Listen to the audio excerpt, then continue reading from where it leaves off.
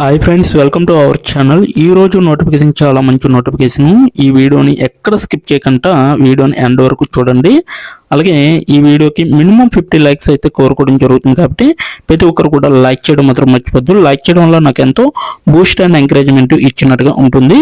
So ప్రతి ఒక్కరు కూడా అప్లై చేయడానికి ట్రై చేయండి. అలాగే వెళ్తూ మన ఛానల్ని సబ్స్క్రైబ్ చేసుకోవడం మాత్రం మర్చిపోవద్దు. మీరు నాతో డైరెక్ట్గా కాంటాక్ట్ అవ్వాలంటే డిస్క్రిప్షన్ బాక్స్లో నా వాట్సాప్ ఐడి ఇవ్వడం జరిగింది. అక్కడి నుంచి నాకు డైరెక్ట్గా మెసేజ్ చేయొచ్చు, కనెక్ట్ అవ్వచ్చు. అలాగే నా టెలిగ్రామ్ ఛానల్ని ఫాలో అవ్వండి, ఇన్స్టాగ్రామ్ పేజీని కూడా ఫాలో అవ్వండి, అండ్ ఫేస్బుక్ పేజీని కూడా ఫాలో అయ్యి నన్ను ఎంతో సపోర్ట్ చేస్తారని నేను మనస్ఫూర్తిగా కోరుకుంటున్నాను. ఈరోజు వేకెన్సీ వచ్చేసరికి మనకి PAOTC వరంగల్ US మార్ప్ అనేసి ఇవ్వడం జరిగింది. జన్పాక్ట్ నుంచి ఈ యొక్క వేకెన్సీ అనేది రావడం జరిగిందనమాట. మనకి ఎటువంటి ఎక్స్పీరియన్స్ కూడా అవసరం లేదు. మీకు తమ్నైల్లో ఆల్రెడీ మెన్షన్ చేయడం జరిగింది శాలరీ ఎంత అనేది. సో అక్కడ మెన్షన్ చేసిన శాలరీ ఇక్కడ ఎక్స్పెక్ట్ చేయొచ్చు అనమాట. మీరు ఈ యొక్క వేకెన్సీ కంపెనీ వచ్చేసరికి వరంగల్లో ఉంటుందన్నమాట. ఒక రోజు క్రితమే పోస్ట్ చేయబడింది. సో ఇప్పటి వరకు దరఖాస్తుదారులు 50 కన్నా ఎక్కువ మంది అప్లై చేసుకోవడం జరిగింది. సో ఎలా అప్లై చేయాలనేది కూడా వీడియో ఎండ్ వరకు చూస్తే మీకే అర్థమవుతుంది అనేసి వీళ్ళైతే చెప్పడం జరుగుతుంది. సో మనమైతే ఇక్కడ చూడొచ్చు ఉద్యోగ ముఖ్యాంశాలు. శాప్ యొక్క నిరూపితమైన అనుభవం మరియు జ్ఞానం ఉన్న ఏదైనా గ్రాడ్యుయేట్ చేసిన వాళ్ళు అయితే కావాలన్నమాట. సేకరణలో రోజువారీ కార్యకలాపాలను నిర్వహించడం, అలాగే ప్రశ్నలకు ప్రతిస్పందించండి మరియు సేకరణ వ్యూహాన్ని అమలు చేయండి అనేసి చెప్పడం జరుగుతుంది. అలాగే ఉద్యోగ వివరణ చూసుకుంటే పని యొక్క భవిష్యత్తును రూపొందించడానికి సిద్ధంగా ఉన్నారా లేదా అనేసి అడుగుతుంది.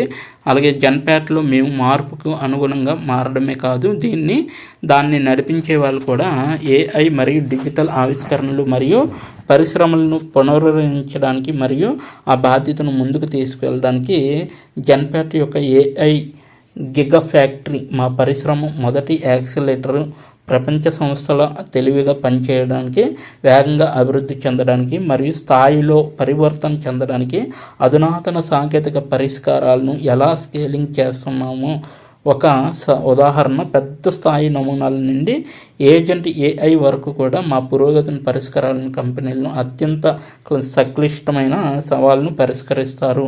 దానికి ఒక ప్రాసెస్ అసోసియేట్ అయితే కావాలన్నమాట. ఈ యొక్క ప్రాసెస్ అసోసియేట్కి అయితే మనకి బాధ్యతలు ఇక్కడ క్లియర్గా ఇవ్వడం జరిగింది. ఇక్కడ చూడొచ్చు మీరు.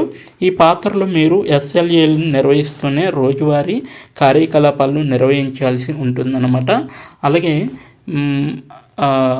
నగదు దరఖాస్తుకు సంబంధించిన ప్రశ్నలను కూడా పరిష్కరించే విధంగా ఉండాలి. కస్టమర్తో సమన్వయం చేసుకోవడము, అలాగే వ్యాపార అవసరాలకు అనుగుణంగా ఏదైనా షిఫ్ట్లో పనిచేయడానికి సిద్ధంగా ఉన్న కొంతమంది కోసం మేము వెతుకుతున్నాము అనేసి చెప్పడం జరుగుతుంది. గతంలో అంటే ఇక్కడ బాధ్యతలు చూసుకోవచ్చు. గతంలో చెల్లించిన ఇన్వాయిస్లు సేకరణ మరియు కేటాయించిన పోర్ట్ఫోలియోలపై చెల్లని తగ్గింపులు, ఈమెయిల్, ఫోన్ కాల్స్ మొదలైన వాటి ద్వారా మీరు ఇక్కడ వర్క్ చేస్తారు. వివాదాస్పద ఇన్వాయిస్లపై ఈమెయిల్, ఫోన్ ప్రశ్నలకు ప్రతిస్పందించే విధంగా ఉంటారు. ERPలోని వివాదాలు, తగ్గింపులను పరిశోధించండి మరియు విశ్లేషించండి అనేసి చెప్పడం జరుగుతుంది. వివాదం తగ్గింపులు పరిష్కారం కోసం సహాయక పత్రాలు, సమాచారం పొందడానికి వివిధ విభాగాలతో ఫాలోఅప్ చేయగలిగే విధంగా ఉండాలి. ప్రక్రియ మరియు ఆటోమేషన్ మెరుగుదల కోసం అవకాశాలను కనుగొనే విధంగా ఉండాలి. పరిష్కారాలను కూడా సిఫార్సు చేసే విధంగా ఉండాలి. గత బకాయిలు ఏవైతే ఉంటాయో వాటిని పర్యవేక్షించే విధంగా ఉండాలి. అలాగే వ్యక్తిగత పోర్ట్ఫోలియోలు, రోజువారీ నివేదికలను కూడా చూస్తూ ఉండాలన్నమాట. గత బకాయిలను తగ్గించడానికి సేకరణ వ్యూహాన్ని మరియు అమలు చేసే విధంగా ఉండాలి. అలాగే నివారించడానికి అన్ని కేసులను వేగవంతం చేసే విధంగా పరిశోధన చేయండి మరియు పరిష్కరించండి అనేసి చెప్పడం జరుగుతుంది. ఏదైనా ADHOC అభ్యర్థులను సకాలంలో ప్రాసెస్ చేయడానికి ఒక ప్రత్యేకమైన సహోద్యోగిగా పనిచేయాలన్నమాట. అన్ని అంతర్గత మరియు బాహ్య భాగస్వాములు విచారణలు త్వరగా, సమర్థవంతంగా మరియు వృత్తిపరంగా పరిశోధించడం మరియు ప్రతిస్పందించడం ద్వారా నాణ్యమైన కస్టమర్ సేవను అందించే విధంగా ఉండాలి. సీనియర్ సిబ్బంది సభ్యులకు మరియు లేదా నిర్వహణ తగిన విధంగా సమస్యలను లేవనెత్తండి అనేసి చెప్పడం జరుగుతుందన్నమాట. ఇక్కడ అర్హతలు మరియు కనీస అర్హతలు ఏదైనా గ్రాడ్యుయేట్ చేసేవారు ఉండాలి, నిరూపితమైన అనుభవం కలిగి ఉండాలి, ఎస్ఏపి పరిజ్ఞానం ఉండాలి, అలాగే ప్రాధాన్యత గల అర్హతలు మంచి కస్టమర్ నిర్వహణ నైపుణ్యాలు ఉండాలి, అధిక శక్తి స్థాయి అనేది ఉండాలి. ఇక్కడైతే క్లియర్గా మెన్షన్ చేయడం జరిగింది జన్పేటలో ఎందుకు చేరాలనేది. అది మీరు నోటిఫికేషన్ ఓపెన్ చేసి డైరెక్ట్గా మీరు తెలుసుకోవచ్చు అనమాట. సో మీకైతే ఈ యొక్క నోటిఫికేషన్ లింక్ నేను కిందన డిస్క్రిప్షన్ బాక్స్లో మీకైతే మెన్షన్ చేయడం జరిగింది. అక్కడికి వెళ్ళి మీరు అప్లై చేసుకోండి. ఇప్పుడు ఎలా అప్లై చేయాలో మనం క్లియర్గా తెలుసుకుందాం. ఎక్కడ స్కిప్ చేయకుండా ఎండ్ వరకు చూడండి. రిజిస్టర్ టు అప్లై అలాగే లాగిన్ టు అప్లై అనేది 2 ఆప్షన్స్ కనబడుతున్నాయి. రిజిస్టర్ టు అప్లై అంటే నౌకరీ ప్రొఫైల్లో మీ యొక్క డీటెయిల్స్ ఇచ్చి రిజిస్టర్ చేసుకోవాలి. లాగిన్ టు అప్లై అంటే ఆల్రెడీ నౌకరీ ప్రొఫైల్లో మీరు రిజిస్టర్ అయ్యి ఉంటే అప్పుడు దీనికి లాగిన్ టు అప్లై దానిపైన క్లిక్ చేసి డైరెక్ట్గా ఏ నోటిఫికేషన్ అయితే చూసారో దానికి మీరు ఈజీగా అప్లై చేసుకోవచ్చు అనమాట. నెక్స్ట్ వన్ చూసుకుంటే రిజిస్టర్ టు అప్లై దానిపైన క్లిక్ చేయగానే మనకి నెక్స్ట్ అనేది ఈ విధంగా పేజ్ వస్తుంది. క్రియేట్ యువర్ నౌకరీ ప్రొఫైల్ అని ఈ విధంగా వస్తుంది అనమాట. ఇక్కడ మీరు ఫుల్ నేమ్ అనేది ఇవ్వాలి, ఈమెయిల్ ఐడి అనేది ఇవ్వాలి, పాస్వర్డ్ అనేది ఎంటర్ చేయండి. కొత్తగా క్రియేట్ చేసుకోవాలి మీరు పాస్వర్డ్ అనేది. మొబైల్ నెంబర్ కూడా అడగడం జరుగుతుంది కాబట్టి మీ యొక్క మొబైల్ నెంబర్ పర్మనెంట్ అనేది ఇవ్వాలన్నమాట. సో నెక్స్ట్ వన్ చూసుకుంటే మీకైతే వర్క్ స్టేటస్ అనేది అడగడం జరుగుతుంది అనమాట. సో మీరు ఫ్రెషర్ అయితే ఐఎమ్ ఫ్రెషర్ అనేది పెట్టాలి, లేదు ఐఎమ్ ఎక్స్పీరియన్స్డ్ అంటే మీరు ఎక్స్పీరియన్స్ క్యాండిడేట్ అయితే ఎక్స్పీరియన్స్డ్ అనేది పెట్టాలి. తర్వాత సెండ్ మీ ఇంపార్టెంట్ అప్డేట్స్ అని ఉంది కదా, దానిపైన క్లిక్ చేసి రిజిస్టర్ నౌ అనే దానిపైన క్లిక్ చేయాలి. రిజిస్టర్ నౌ దానిపైన క్లిక్ చేయగానే మీ యొక్క మొబైల్ నెంబర్కి వెరిఫికేషన్ కోడ్ అనేది వస్తుంది. సో వెరిఫికేషన్ కోడ్ రాగానే మీరు ఆ 4 డిజిట్స్ ఏవైతే ఉంటాయో ఇక్కడ ఎంటర్ చేసి మీరు వెరిఫై అనే దానిపైన క్లిక్ చేస్తే నెక్స్ట్ పేజీకి అనేది తీసుకువెళ్తుంది. నెక్స్ట్ పేజీలో మీకు ఎడ్యుకేషనల్ డీటెయిల్స్ అనేవి అడగడం జరుగుతుంది అనమాట. సో మీ యొక్క హైయెస్ట్ క్వాలిఫికేషన్ అలాగే డిగ్రీ కరెంట్లీ పర్సింగ్ అనేది ఇవ్వడం జరిగింది. మీ యొక్క హైయెస్ట్ క్వాలిఫికేషన్ ఏంటనేది ఇక్కడ మెన్షన్ చేయాలన్నమాట.